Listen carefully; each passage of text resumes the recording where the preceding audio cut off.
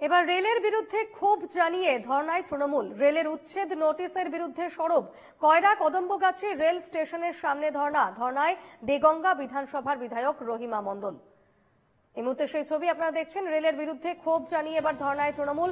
দেগঙ্গা বিধানসভার বিধায়ক রহিমা মণ্ডল ধর্নায় বসেছেন। কয়রা কদম্বগাছি রেলের উচ্ছেদের নোটিশের বিরুদ্ধে সরব তারা। কয়রা কদম্বগাছি রেল স্টেশনের সামনে ধর্না তৃণমূলের। সরাসরি রয়েছেন প্রতিনিধি দীপঙ্কর ভৌমিক। দীপঙ্কর, রেলের উচ্ছেদের বিরুদ্ধে এবার সরব হয়েছে তৃণমূল কংগ্রেস এবং কয়রা কদম্বগাছি রেল স্টেশনের সামনে তারা ধর্নায় বসেছেন। কি ছবি এই মুহূর্তে?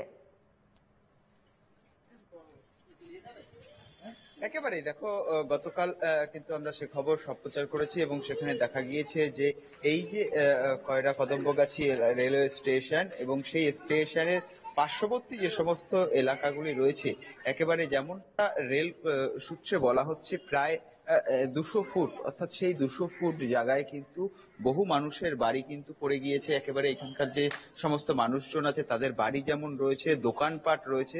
ফলে সার্বিকভাবে এই যে রেলের নোটিশ দেওয়া হয়েছে, সেই নোটিশে কিন্তু কার্যত আতঙ্কিত এলাকার বাসিন্দারা।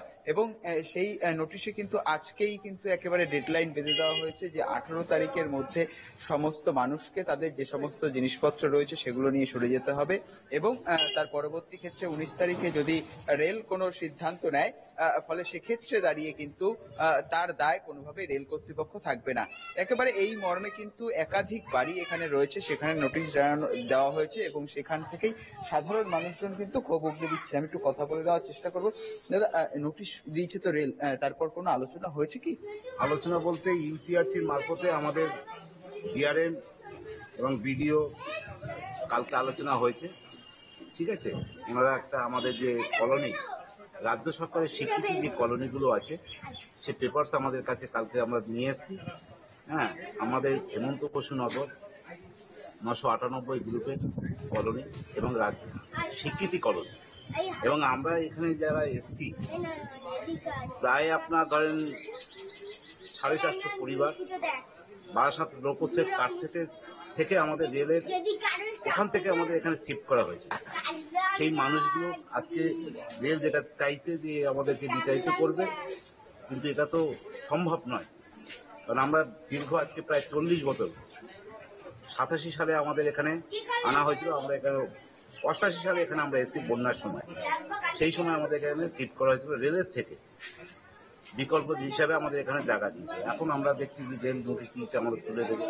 এই মানুষগুলো আমরা কোথায় যাব? ফলে আজকেই তো সেই যে নোটিশের বৈধতা বা সময়সীমা, তার আজকে লাস্ট ডেট, অর্থাৎ 18 তারিখ। আগামীকাল 19 তারিখ, কি মনে হচ্ছে? এখন রেল তাদের সিদ্ধান্ত তারা জানিয়ে গেছেন। আমরা যারা এখানকার দীর্ঘদিন ধরে বসবাস করছি, উদ্বাস্ত মানুষ, সেটা আমাদের নেতৃত্ব আছেন ইউসিআরসি, তারা বিষয়টা আলোচনা করছেন এবং আগামীকাল আলোচনা হয়েছে। ঠিক আছে, তারপরে তারা ডিসিশন নেবে কিভাবে কি সাধারণ মানুষকে রক্ষা করা যায়। একেবারে, অর্থাৎ বুঝতে পারছো, এই যে কদম্বগাছি এলাকার যে সমস্ত জায়গা রয়েছে, এই গোটা যে বাড়ি সবগুলো দেখা যাচ্ছে এবং এখানকার যে সমস্ত দোকানপাটগুলি দেখা যাচ্ছে, এই প্রত্যেকগুলি কিন্তু ভেঙে ফেলার জন্য রেলের থেকে নির্দেশ দেওয়া হয়েছে।